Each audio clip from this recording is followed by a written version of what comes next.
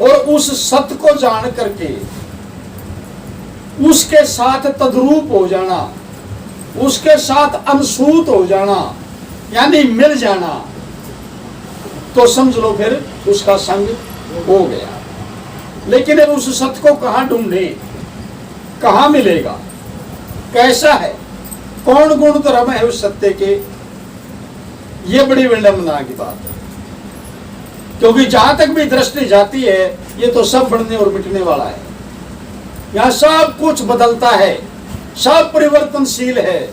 जितने भी नाम, जितने भी रूप दिखाई देते हैं, जितने भी कर्म दिखाई दे रहे हैं, जितनी भी शक्तियां इस जगत के अंदर व्यापक हैं, सब की सब बढ़ने और मिटने वाली हैं और बदलती रहती हैं, निरंतर बदलती रहती हैं। यहाँ इन भौतिक पदार्थों का मिलना और बिछड़ना निरंतर जारी है। तो ये तो सत्य नहीं कहा जा सकता, क्योंकि तो सब बनता और मिटता है।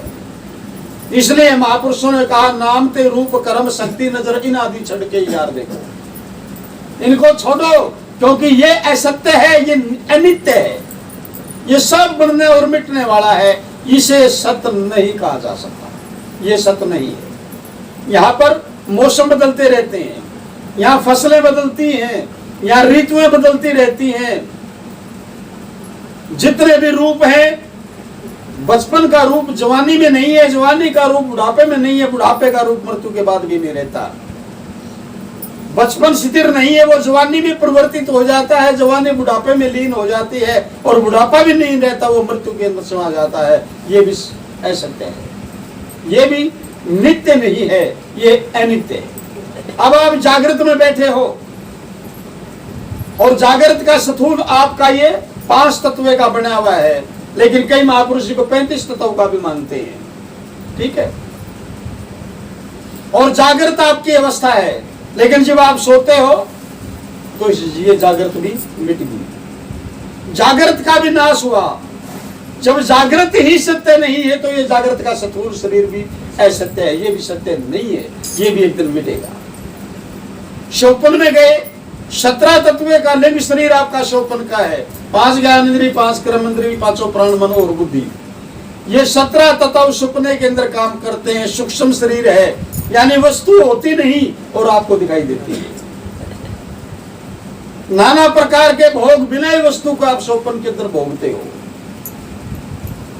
ये स्थूल शरीर खाट पर पड़ा है, आप घूम इशार के अंदर रहे हो, नेत्र आपकी बंद है लेकिन आप देख रहे हो।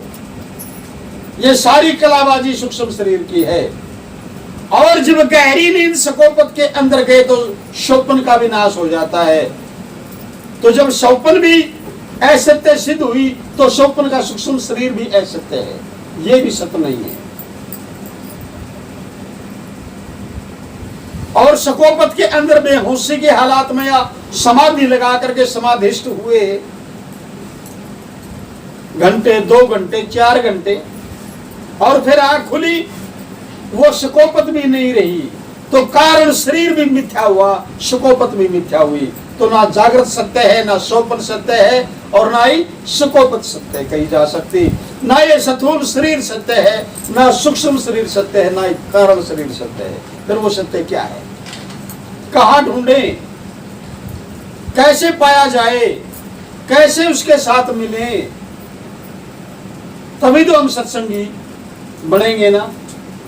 जब तक हमें यही नहीं पता कि सत्य है क्या, लेकिन किसी भी संत के पास चले गए, नाम ले लिया, बोला मैं सत्संगी हो गया, झूठी बात है। जिज्ञासु हो सकते हैं हम, जिज्ञासा हो सकती है उसको प्राप्त करने की, लेकिन सत्संगी का घर बहुत दूर है, अति कठिन है। सत्संगी हम हुए नहीं। तो फिर ना जागृत सत्य, ना स्वप्न सत्य, ना सुकोपत सत्य, ना स्थूल सत्य है, ना सूक्ष्म सत्य है, ना कारण ही सत्य है।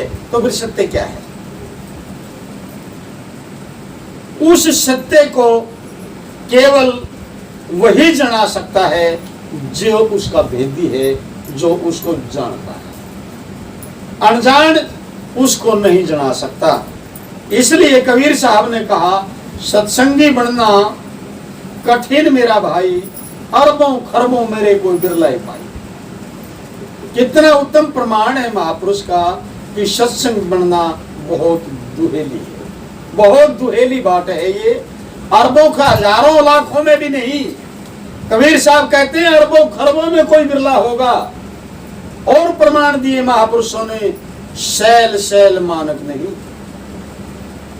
हर पत्थर के अंदर मानक मोती नहीं निकलते। पहाड़ तो बहुत खड़े हैं, सभी पत्थरों के अंदर मानक नहीं निकलते। शैल शैल मानक नहीं और गज गज मोती ना। गज हाथी को कहते हैं। हाथियों की तो डार की डार फिरती है, लेकिन सभी हाथी के मस्तक के अंदर मोती नहीं होता। कोई बिरला ही ऐरावत हाथी होगा जिसके मस्तक के अंदर मोती नहीं बसता है, नहीं तो सभी हाथियों के पास मोती नहीं होते। शैल शैल मानक नहीं, गज गज मोती ना, और बण बण चंदन तरु नहीं। हर बण के अंदर चंदन नहीं हुआ करते। किसी चंदन के अंदर कोई बिरला ही पेड़ चंदन का होगा, नहीं चंदन के बण नहीं है कहीं। बण बण चंदन तरु नहीं, और संत ना पुरमा। नगरी नगरी के अंदर संत नहीं होते। कोई किसी मान सरोवर के ऊपर कोई बिरला ही कहीं कहीं कोई हंस है, हंसों की डार नहीं हुआ करती। तो इसलिए बंधु हो, उस सत्य का भेदी, उस सत्य का ज्ञाता, उस सत्य के साथ तद्रूप हुआ कोई कोई महापुरुष कहीं कहीं मिलता है। आम खास नहीं मिलते संत। जब संत ही आम खास नहीं मिलते, प्रमाण है महापुरुषों के, तो फिर क्या सत्संग आम खास मिलते हैं? क्या नहीं मिलते। तो इसलिए सत्संगी बनना कठिन मेरे भाई। अरबों खरबों मेरे कोई बिरलाई पाई, जो काम क्रोध लोभ मोह अहंकार से रहे दूरा, शब्द सप्रस रूप रस गंध का कर दे चूरा, फिर वो सत्संगी पूरा, जैसे रण में कूदे सूरा। कहे कबीर मेरी ये सत है वाणी, अरे सत्संग की गति तो किसी बिरले न जाने। कोई बिरला ही है उस सत्य का भेदी, और जो भेदी है वही जना सकता है, दूसरे के बस की बात नहीं है। और जो भेदी है, मैं आपको ये विश्वास के साथ कह सकता हूं इस बात को, कि वो महापुरुष जो उस सत्य का भेदी है, उसका दर्जा परमात्मा से भी उत्तम है। ऐसे उत्तम पुरुष आम खास नहीं मिलते। अगर मिलते हैं कहीं, तो वो परमात्मा से भी उत्तम और श्रेष्ठ पुरुष है, नमन के योग्य है, पूजनीय है, वो पूजा के काबिल है, वो वंदना के योग्य है। हमारे वेद और शास्त्र सनातन धर्म के ये सिद्ध करते हैं कि ऐसे उत्तम पुरुष को, जो पांचों प्रकार के भेद का सत्यानाश करने में सक्षम हो। 5 प्रकार का भेद जो है इस जगत के दुखों का मूल ही है। इस संसार के दुखों का मूल ही 5 प्रकार का भेद है। वो भेद क्या? जीव और ईश्वर में भेद, जीव और जीव में भेद, जड़ और चेतन का भेद, और जड़ और जड़ में भेद। ये 5 प्रकार का भेद इस संसार के जीवों का दुखों का मूल है। इन 5 प्रकार के भेद का समूल नाश करके, और जिसकी जीव और ब्रह्म की एकता के अंदर दृढ़ निश्चयी बुद्धि आत्म रूपी ज्ञान के अंदर स्थित हो गई है, ऐसे उत्तम पुरुष की भक्ति परमात्मा से भी अधिक फलदायक है। क्योंकि ईश्वर के कहीं प्रोक्ष मान करके ईश्वर की गई भक्ति केवल फल देती है, लेकिन वो फल अदृष्ट फल देती है। अदृष्ट जो दृष्टि में नजर नहीं आता। और ऐसे उत्तम पुरुष की गई भक्ति अदृष्ट भी फल देती है और दृष्ट भी फल देती है। नजर उसके द्वारा दिया गया फल आंखों से नजर भी आता है और अदृष्ट स्थिति भी देता है। तो साथियों, ऐसे भेदी की और उसी महापुरुष का नाम सतगुरु है। गुरु नाम उसका है। केवल गेरू रंग धारण करने से या कान पड़ाने से या लटा बधाने से और उसी क्रिया के अंदर चेला को बांध करके छोड़ देना, ये गुरु के लक्षण नहीं है।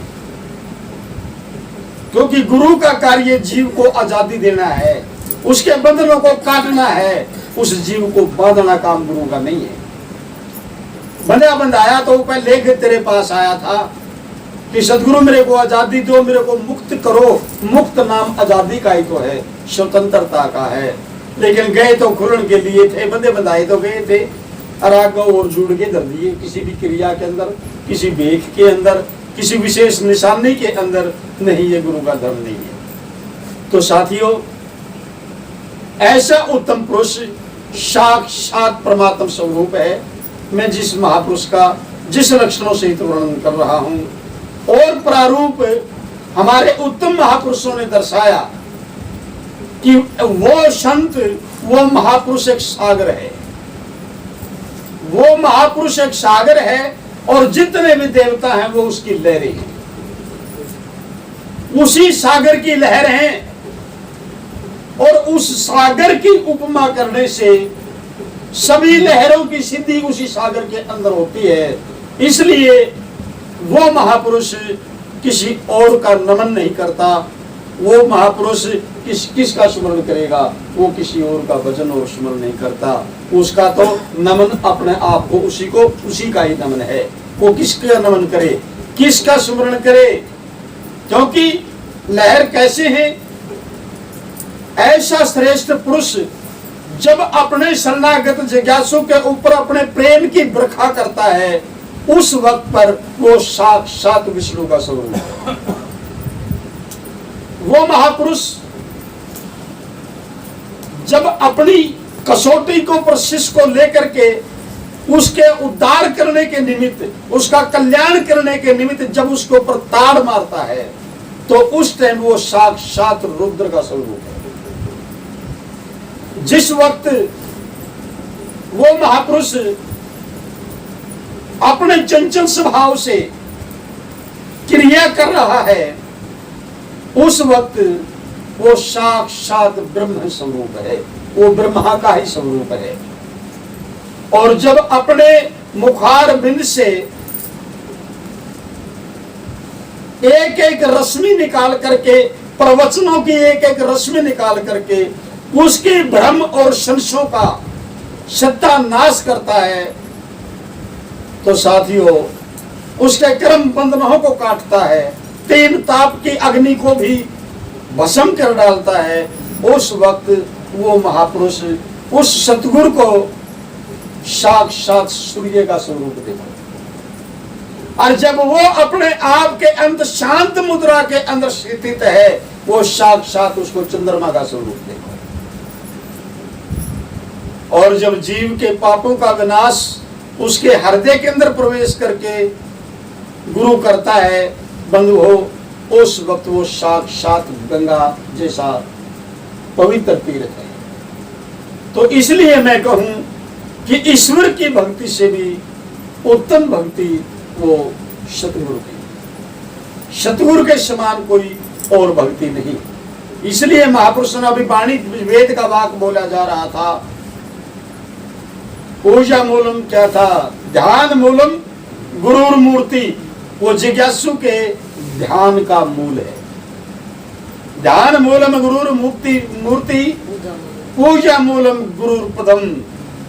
ऐसे सतगुरु की पूजा अर्चना करना, इसके बारे में भी बताया है महापुरुषों ने। जो संतों की नीति रही है कि जब सतगुरु मिलते हैं तो तू दंडवत प्रणाम कर। दंडवत प्रणाम किसको कहते हैं? कि डंडे की तरह सीधा हो जा। दंड कहते हैं डंडे को, कि डंडे के समान सीधा हो जा और 8 अंग तेरे जमीन पर लगने चाहिए। दोनों पंजे, गोडे, पेट, दोनों हाथ और मस्तक। सीधा उनके चरणों के अंदर लेट जा और उनके चरणों की रज यानी उनके चरणों की धूली अपने मस्तक पर लगा। ये दंडवत प्रणाम कर, ठीक है। उनकी उपमा कर, उनकी मंगल गायन कर, उनकी सेवा कर, कभी निष्फल नहीं जाएगी। मैं उस गुरु का वर्णन कर रहा हूं जो कल्याण करने में समर्थ, जो भेदी है, उस सत्य का प्रमाण भी है कि गुरु ज्ञान जड़ा जानिए जो दिल का भ्रम मिटा देवे। पहले देवे इसको विवेक। ये विवेक भला क्या है? किसको कहते हैं विवेक? आत्मा अजन्म्या है, ना जन्मता है ना मरता है, ना आता है ना जाता है, उसमें कोई भी परिवर्तन किसी भी काल संभव है ही नहीं। जहां था शरीर के रहते हुए जहां है, शरीर के बाद भी वही रहता है। जैसा शरीर के अंदर उसका स्वरूप था, बाद में भी उसका वही स्वरूप यो का त्यों रहता है। वो सत्य है, उसको सत्य कहा जाता है, ठीक है। और ये जगत प्रपंच जो दिखाई दे रहा है ये असत्य है, ये अनित्य है। आत्मा ना बनता है ना मिटता है, ये जगत बनता और मिटता रहता है। ये प्रपंच बनता और मिटता रहता है। आत्मा अजर अमर अविनाशी है और ये जगत नाशवान है। इसी का नाम विवेक है कि सत्य क्या है और असत्य क्या है। असत्य का त्याग किया जाता है और सत्य को ग्रहण करना होता है। ग्रहण करके ही तो उसके साथ अद्रूप होकर के हम सत्संगी बनेंगे। लेकिन जब तक ये जगत हमारे अंदर रचा हुआ है तब तक हम उस सत्य से उतने ही दूर हैं। ये मैं सच्चाई बताता हूं। जब तक ये जगत हमारे अंदर रचा हुआ है, उठते बैठते सपने के अंदर भी दिखाई ही देता है और ये हमें लग भी सत्य रहा है। लेकिन सत्य क्यों लग रहा है? यूं सत्य यो जगत इसलिए लग रहा है कि इसके अंदर अविद्या की एक भ्रांति पैदा होगी और उसके अंदर एक मलिनता आ गई है। दो प्रकार का इसका मैं कारण बताऊंगा कि ये जगत आपको क्यों सत्य दिखाई देता है। एक तो होता है कुटस्थ। कुटस्थ इसको कहते हैं जो आधार हो, ठीक है। और एक होता आभास, यानी महसूस होना, उसको आभास कहते हैं। कुटस्थ सत्य है। कुटस्थ जो है सत्य है, जो बुद्धि से परे है और उसकी सत्ता आकर के बुद्धि के अंदर उसके होने का आभास कराती है। यह जगत आपको और बुद्धि उस आभास के अंदर अविद्या का प्रवेश करके और इस जगत को सत्य करके देख रही है। यही कारण है कि हमें ये जगत सच्चा दिखाई दे रहा है, ये सत्य दिखाई देता है, लेकिन ये सत्य है नहीं, ठीक है। तो बंधुओं, विवेक नाम इसी का है। ये दोनों विपरीत स्वभाव की वस्तु हैं, लेकिन यूं असत्य को तो सत्य मान रहा है और सत्य को असत्य मान बैठा है। उसका मूल कारण इसके अंदर भ्रांति का प्रकट होना, अज्ञान का प्रकट होना, भूल का प्रकट होना है। खैर, मैं अपनी वाणी को विराम देता हुआ एक दृष्टांत रखूंगा आपको कि सत्य को फिर कैसे पाया जाए। कई बार मैं सुना चुका हूं आपको, दृष्टांत सुनाता भी रहता ही हूं। बंधु हो, जिसको हम सत्य मान रहे हैं ये सत्य नहीं है।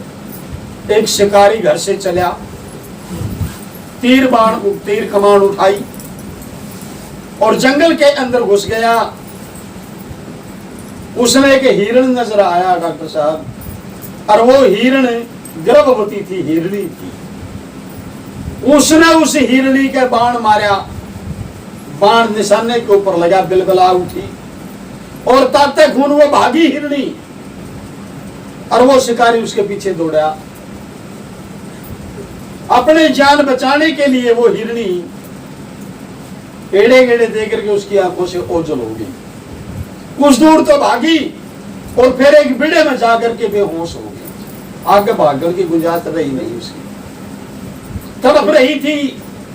अब उस शिकारी ने क्या करा, उसकी पैर देखी, पांव के निशान वो देखे उन निशानों के साथ साथ चला, आगे जाकर के निशान तो दिखाई नहीं दिए, लेकिन खून के छिट्टे पड़े हुए नजर आए। तीर लगा हुआ था, वो खून के छिट्टे देखता देखता देखता देखता देखता और वहीं पर जा पहुंचा जहां पर वो तड़प रही थी। दूसरा बाण उसने तुनीर से निकाला, धनुष के ऊपर चढ़ाया, और जब मारने लगा तो मृत्यु जिसका आगे खड़ी हो तो मरता क्या नहीं करता, वो हिरणी बिलबिला पड़ी। मैं आपको दृष्टांत सुना रहा हूं। बिलबिला पड़ी वो हिरणी, और शिकारी से कहने लगी, रे अन्याय, मैंने तेरा क्या बिगाड़ दिया, क्यों मेरी जान का दुश्मन बना होता है। अब वो शिकारी कहने लगा कि मेरी कोई जाति दुश्मनी तो तेरे साथ है नहीं, मेरा तो यू काम है, मेरा तो यू कर्तव्य है। कि क्या कर्तव्य है? बिल ऐसा है, मेरी रोजी रोटी इसी के आश्रय, इसी धंधे के आश्रय चलती है। मतलब क्या बिला, जो अबे तेरा मांस कुछ तो बेचूंगा, कुछ मेरे बच्चे खाएंगे, ठीक है, और मेरा तो रोज का काम है, परिवार इसी तरीके से पड़ता है। वह हिरणी कहने लगी, रे अन्यायी, जिस परिवार को सत्य मान करके, जिस दौलत के पीछे जीवों की हत्या ही करता फिरता है, तेरे और मेरे बीच के अंदर धर्म साक्षी है। मौत मेरे सामने खड़ी है, भागन जो कि मैं तुझे छोड़ नहीं रखी, लेकिन तेरे उस परिवार से जाकर के तू ये पूछ के आ कि जिस दिन उस परमात्मा की दरगाह में इन कर्मों का लेखा होगा, क्या वो परिवार तेरे इन कर्मों का, उस दंड का हिस्सेदार बनेगा? वो भी कुछ हिस्सा बंटवाएंगे इसके फल का। अब वो शिकारी उसने कहने लगा, तू मेरे को चकमा देने की कोशिश कर रही है, तू भाग जाएगी। कहने लगी, रे भागण जोगी, तो मैं तुम्हें छोड़ नहीं रखी, छोड़ी को नहीं रखी, मैं यही मिलूंगी, धर्म साक्षी है, मैं परमात्मा को साक्षी मान करके कहती हूँ, तू जा एक बार पूछा। वो गया, सारा परिवार इकट्ठा कर लिया, कहने लगा, भाई मैं बचपन से ये कर्म लगा था करने, और पता नहीं कितनी जीवों की जान खपा दी, लेकिन जब लेखा जोखा होगा कर्मों का, तो क्या तुम उस कर्म दंड के हिस्सेवार बनोगे? तुम्हारे लिए तो ये कर्म करे मैंने। तो सारा परिवार हाथ खड़े कर गया, बोला भाई तेरे करे तो तन्ने भुगतने पड़ेंगे, हम इसमें हिस्सा नहीं बटा सकते। हमने कब कहा था कि तू बुरे कर्म करके कमा के लिया, मेहनत कर, हम हिस्सा नहीं बंटवा सकते। अब वो शिकारी की आंख खुल की, ओड़े छूट गया, उधर उस तरह से दूसरा, और भागा हुआ वापिस आया। तड़प रही थी वो हिरणी, और आकर के हाथ जोड़ करके खड़ा हो गया। हिरणी कहने लगी, क्या जवाब मिला? कहने लगा, कोई किसी का नहीं, तो सारा सौदा ही झूठा है। क्या मतलब? बोला सारे दोहरा दरगे। कहने लगे, तेरे करे तो तन्ने भुगतने पड़ेंगे। हंसी वह हिरणी, कहने लगी, रे अगर तेरे पास बुद्धि होती तो यही समझ जाता इस बात को, घर जाने की तो जरूरत ही नहीं थी, यही समझ लेता तू इस बात को। बोला कैसे? मैंने इस शरीर की रक्षा के लिए बड़ी हरी हरी कोपले खाई, मैंने इस शरीर को पारधी गर्मी से बचाया, सर्दी से बचाया, निर्मल जल इसको पिलाया, और बड़ा हरा हरा घास इसको मैंने दिया। बोला फिर बिलाई बात यह है कि जब तन्ने मेरा तीर मारा तो मैं तेरी आंखों से ओझल हो गई थी, मैं तेरी आंखों से ओझल हो गई थी, लेकिन इस बिड़े तक मेरा एक खून तो लिया या तने, खून के टपके देखता हुआ गया था ना, कि मेरा ही खून आज मेरा दुश्मन बना खड़ा, मेरा अपना ही खून तो तने उड़ तक ले आया, और तू परिवार के दावे करता है, तू इस जगत के भौतिकवाद को ये कहता है ये सत्य है। तब वो शिकारी गोड्डा के बल बैठ गया, कहने लगा, हिरणी आज तो तने मेरे गुरु का रूप ले लिया, मेरी आंख खोल दी, मेरी चोंद आज टूट गई कि ये तो सब कुछ एक मिथ्यावाद है। तो साथियों, इस प्रकार से सत्य की तलाश करो, कल्याण सत्य से होगा। इस भौतिकवाद के अंदर सुख नहीं है। यहाँ नाना प्रकार के पदार्थ मिलते रहते हैं, जब हमें वो मिलते हैं तो हमें सुख महसूस होता है, और जब वही पदार्थ हमारे से बिछड़ते हैं तो हमें दुख महसूस होता है। तो ये संयोग और वियोग प्रकृति अनुसार पदार्थों का अनादिकाल से यूं ही चला आ रहा है, और अनादिकाल से ये जीव दुख और सुख के थपेड़े खाता हुआ इसी 1,84,000 के अंदर भटक रहा है। तब पीछा कैसे छूटे? पीछा छूटेगा उस सत्य को जानने से, और वो सत्य किससे जाना जाएगा? वो सतगुरु से जाना जाएगा, वो वेदी से जाना जाएगा। वेदी ही उसका दर्शन करा सकता है, अन्यथा चाहे कितने तो उल्टे लटक लो, कितने अनछोड़ करके बैठ जाओ, कितने पक्ष धोने तपे, कितने निशानियां बनाए फिरो, कितना भी कर्म कांड आप कर लो, अभी प्रमाण था शब्द के द्वारा कि धोती नेति करी सवेती शोधे कवल तमाम ने।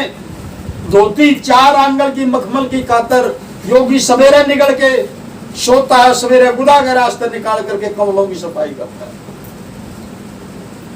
नेति नाक के अंदर डाल करके नाक कवल की नासिका की सफाई करता है। एक बिलात का तार इंद्री कवल में डाल करके तेल पी के सोता है, सुबह इंद्री से इंद्री कवल के अंदर डाल करके उसकी कवल करता, उनकी कितना कष्ट उठाया। मंदिर के अंदर, मस्जिद के अंदर बतेरे बूतों के आंखें लंबे पड़े, बतेरे मत्थे उड़ा करके देख लिए, लेकिन ना तो कोई बोलिया, ना कोई चालिया, ना कोई आलिया, ना किसी ने पूछा अब भाई तू दुखी है कि तू सुखी है। वो न्यू करे खड़े आए तो न्यू करे खड़े आए, तोड़ के तो बेसंगेट तो नीचे शक्ति ही नहीं बेचारा में कि वो आगे तलान कर ले। तो इस कर्म कांड से उसकी प्राप्ति साथियों नहीं हो सकती, क्योंकि वो कर्म कांड का विषय ही नहीं। उठा करके पढ़ो आप विवेक चूड़ामणि शंकराचार्य की, वो कहता है कि मुक्ति कर्म कांड आपकी चित्त की वृत्ति के सुधार का साधन हो सकता है, लेकिन आत्मस्थिति का साधन कभी भी नहीं हो सकता। ना योगे न कर्माणे न विद्याए ने, कि मुक्ति ना योग से है, ना कर्म कांड से है, ना किसी विद्या से है। वो तो सिद्ध होती है जीव और ब्रह्म की एकता के बोध से ही सिद्ध होती है, नहीं तो सिद्ध नहीं होती। तो सत्संगी सत्य के पहले हम अपने आप को बदलू काबिल बनाएंगे। अगर सत्य प्राप्त हो भी जाता है तो उसको रखें कहाँ, कैसे रखें? उसके लिए हमें अपने आप के अंदर वो गुण पैदा करने होंगे, अपने आप के अंदर वो काबिलियत हासिल करनी पड़ेगी, वो प्रकट करनी पड़ेगी। यहां पर आप किसी दूसरी चीज को प्राप्त नहीं कर सकते, केवल आपको आप ही देखता है, आपके द्वारा आपको ही प्राप्त किया जा सकता है, और पाना आपने आपको ही है, कहीं जुदा नहीं है। जीव जुदा नहीं तेरा यार, तेथों फिरदा ढूंढदा किसनो तू दस मैनू। पहले इस ढूंढन हार नू ढूंढ के खातू, प्रत्यक्ष घरी विच रस तैनू मता तू ही होवे यार सबदा। फिर खोजदा जंगला बिच जैनू, ओ बुल्ले शाह तो आप महबूब प्यारा। भूल तेरी आपकी है तो फिर खोजदा किनू। तो अपनी भूल को मिटवाओ, अपनी भूल को हटा करके देख, वस्तु तेरे पास ही है, कहीं दूर नहीं है, लेकिन हम तलाश पार कर रहे हैं। एक छोटा सा दृष्टांत और उसके बाद आपको समझ सुनाएंगे।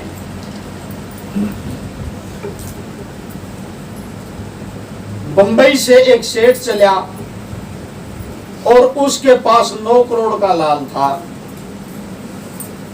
और बंबई से ही उसके साथ एक जेब कतरा बैठ लिया। 36 घंटे का समय था। अब जब रात हो ही चलती गाड़ी के अंदर, वो जब जेब कतरा भी सोया और वो सेठ भी सोया। जेब कतरे ने यह पता जरूर लगा लिया कि इसके पास 9 करोड़ का एक लाल है। जब वो सेठ सोए, वो जेब कतरा उसकी सारी तलाशी ले ली उसने, लेकिन वो लाल उस जेब कतरे को प्राप्त नहीं हुआ। कई बार तलाशी ली, कई बार फरोड़ लिया, अंग फरोड़ लिया उस सेठ का, लेकिन वो लाल नहीं मिला उसको। आखिरकार दिल्ली आ गए। दिल्ली आ जो सेठ भी उतर लिया, रोज जेब कतरा भी उतर लिया। अब जेब कतरे ने विचार किया भाई मिला तो है नहीं, फिर इसने पूछ तो ली। उस सेठ ने कहने लगा भाई सेठ बात सुन। बोला भाई बोल।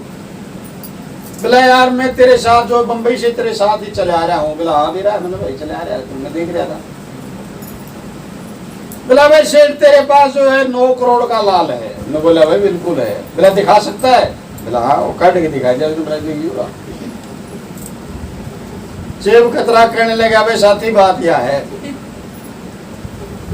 मैं बंबई से दिल्ली तक अनेकों बार तेरी पूरी तलाशी ले चुका, कई बार ले चुका। फिर नू बता दे ये लाल तने छुपा कहाँ रखा था। वो सेठ ने बोला भाई छुपाना खड़ा था। बोला फिर यूं मिला क्यों नहीं? मैं तो कई बार टंडोड़ दिया, तेरा रूम टंडोड़ दिया मैंने, सुतेगा मैंने नहीं मिला यूं। वो सेठ ने बोला भाई बात यह है साथी, मैं जी भी सोऊं था नहीं। बोला मैं इसने तेरा बिस्तर में दे के सो जूता, तू मेरे लागे गल्ला पड़ा रहा। जे तू तेरी तलाशी नहीं लेता तो ये तुला मिल जाता। तो ठीक इसी प्रकार साथियों कोई शरीर खाली नहीं है, आप सबके पास वो 9 करोड़ लाल मौजूद है, लेकिन हम तलाशी बार करते हैं, हम ढूंढ मार रहे हैं। जिस दिन हम अपने आप की तलाशी करने में समर्थ होंगे, मैं आपको विश्वास दिलाता हूं आप उस हीरे के मालिक हो और वो हीरा आपसे जुदा है ही नहीं, वो प्राप्त हो जाएगा। भीखा भूखा कोई नहीं, सबकी एक गठड़ी लाल है, पर गांठ खोल पर क्या नहीं, और या विद भय कंगाल। कंगाली का मूल कारण अपनी भूल है। तो साथियों अपने गिरेबान में जाकर के देखो, अपने आप को निहारो। ये आंखें केवल दूर वाली वस्तु को देख सकती हैं, नजदीक वाली को नहीं देख सकती। बाप ये को भी ये कैसे हो सकता है, नजदीक वाली दिखने लग रही। इन आंखों के नजदीक से नजदीक काजल डाला जाता है इन आंखों के अंदर, लेकिन ये आंखें उस काजल को देख नहीं सकती। मानते हो इस बात को? ये आंखें उस डले हुए काजल को नहीं देख सकती जो बिल्कुल नजदीक है इसके। ठीक इसी प्रकार से वो वस्तु इससे भी नजदीक है, उस काजल से भी ज्यादा आपके नजदीक है, लेकिन आपकी बुद्धि रूपी नेत्र केवल दूर वाली वस्तु को देख रही है, उस नजदीक वाली को देख नहीं पा रही। तो बोल प्रेम से श्री सतगुरुदेव महाराज की जय।